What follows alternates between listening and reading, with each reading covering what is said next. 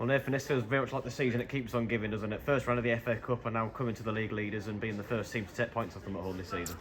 Yeah, listen, outstanding performance by the boys, what can I say? We've had a lot of decisions not go our way on the night, 50-50s, but you come here, you want a few of those on your side, and we didn't quite get them, obviously the sending off at the end, but to a man, first half we performed really, really well going up the hill.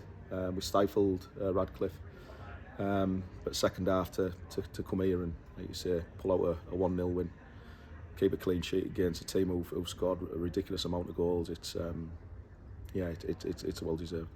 Yeah, and in terms of how the first half panned out as well, started off very much similar to the trophy match here, Whitby on the front foot, hoping perhaps it could get a good opportunity in those opening stages. But then, as Radcliffe started into the game, as you probably expected, they had Whitby on the back foot, and Shane Bland had a few fantastic saves to make as well. Yeah, they're a good team and they're an experienced team. We went with something very, very different tonight, something that we've never done before.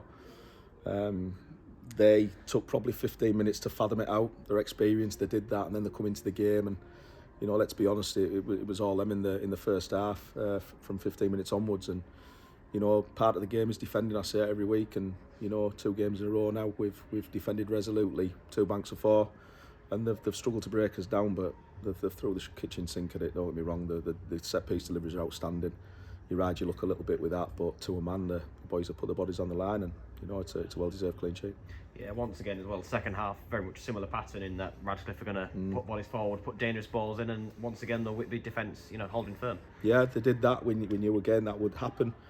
The boy Ebo was always causing problems, and you've just got to deal with it. It's hard for the boys. It's a mental test when you're out there, against the best team in the league. I've said it a few times. They are the best team in the league, and they've done what they needed to do. We were always, they were always susceptible to a counter attack. We were brave. We kept men up there. We got the odd one without any clear cut chances, but we hung in there, and that's what you've got to do. And it only takes a chance to score a goal, and luckily for us, we got the penalty, and Grass wasn't missing. Yeah, it's one of those as well where there were signs that Whitby could have potentially caused Radcliffe a few problems, but it was always likely to be on the counter, and a string of corners before that as well, which sort of gave us that bit of belief that perhaps we could have come away with something. Yeah, we had corners, but listen, they've pinned us in. They've pinned us in for large periods of that second half. But as I keep saying to the boys, you've got to get comfortable being uncomfortable, and that's what they did. They handled everything that Radcliffe threw at them. Balls obviously coming into the box, good delivery, not long balls, real good delivery. But to a man, they've dealt with it. But we've like I say, I think we fully deserved in the win. It was like I say, it's a brilliant 3 points. Yeah, and really the game was sort of decided in a couple of minutes really, because you see Aaron Haslam get the red card with Judy Ibu and a goal, and then literally a couple of minutes later we were going down and get the penalty at the other end. Yeah, I thought it was going to go against us. Not only are they throwing everything at you, you're down to 10 men. It's one less. Hazzy's really, really important today with his work ethic and his legs. He's covered a lot of kick kilometres today. But we've done what we did against Hyde, haven't we? We've gone down the other end, and we've somehow carved out a chance through a penalty, and we've come out with a win against obviously a team at the top of the table. So it's really, really pleasing. But it kind of highlights what this group are about. They're well organised.